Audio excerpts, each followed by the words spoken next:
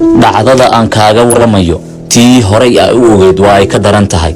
wiil yar iyo walaashiis oo da'adoodu ay kala ahayd 5 jir iyo 7 sano jir ayaa sanka iyo afka looga buuxiyay carro iyaga oo lagu xiray bacmadow.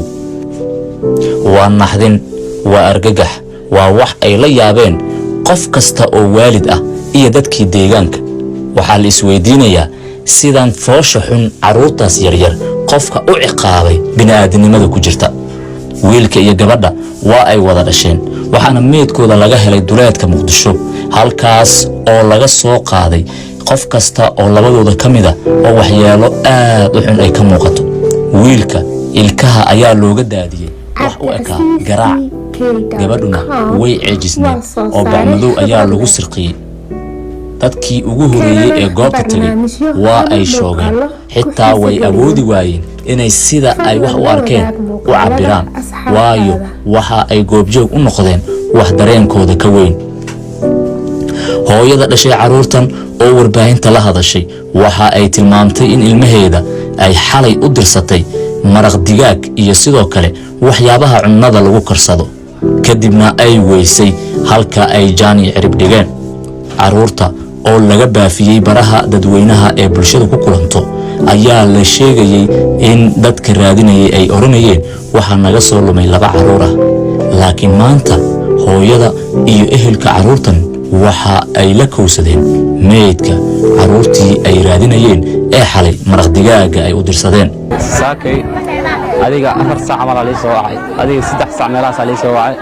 door walaashay adegan meeshan qabeelaha leeyahay magaaladan joogay, markaas la yiri gabadhiya 2 cunug ma aragtay ee dhashay ma aragtay ameedkooda meel xaafad agteeda laga helay. marka xalay ilmihii adeegii yar loo diray dukaan meesha agtooda loo diray, adeegii marka loo diray ma aragtay ilmihii waa dib uma soo laaban, xal waa la raadinayay. saakeen ma aragtay meedkooda ma aragtay xaafad agteeda meel ah laga soo ma aragtay laga arkay. marka ilaa hadda ma aragtay waa ma aragtay baaritaankii wixii hawshii iska socoto askarta booliiska la joogo. wallahi hadda wax hadda lagu tuumay ma lahan kale, hadda wax hadda ma aragtay ma hadda waxa la hayaa le ma aragtay yarkii adeerku ahaa bisaal hadda la hayaa ma aragtay xogo ay ma aragtay laga shaqeeyay bis wax kan qaado zaid ma jira. waxaan arkay xalay ciyaalkii horta la lacsayahay. saaka waxa uu soo kacay la dhahay gabar iskoolada imaatay, waxa la dhahay maamada ilmahaada meeshooda xag yaalo. marka maamada meesha lagu soo wada orday waxa la dhahay inuu meesha yaalo. ilmihii si xun loo dilay, anina hooyadii adeega u dirsatay.